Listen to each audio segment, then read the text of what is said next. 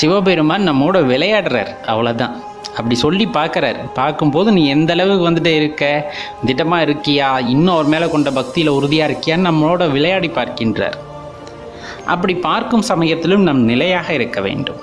நம் நிலையில் எந்த மாற்றமும் அடைந்து விடக்கூடாது. அப்படியா நான் பைத்தியக்காரனா, அப்படியா நான் பித்தனா அப்படின்னு சிரிச்சுக்கிட்டு போயிடணும். என்னை பார்த்து சிவபெருமானே சொல்கிறார், அட பைத்தியக்காரனே, ஆமாம் நான் யார் மேலே பைத்தியமாக இருக்கேன், ஓ மேலே தானே பைத்தியமாக இருக்கேன். அட பித்தனே, ஆமாம் நான் பித்தன் தான், ஓ மேலே தானே பித்து பிடிச்சிருக்கேன் அப்படின்ட்டு நம்ம அடுத்த நகர்வுக்கு போய்விட வேண்டுமே தவிர, நம்மிடம் கேலி செய்கிறார்கள், கிண்டல் பேசுகிறார்கள் என்பதற்காக மனம் நொந்து அவர்களை பற்றி எதிர்மறையாக கூட யோசிக்கக்கூடாது. இதெல்லாம் சாத்தியமா? நாமும் சாதாரண மனிதர்களாகத்தானே இருக்கின்றோம், சாதாரண மனிதர்களாகத்தான் இருக்கின்றோம்.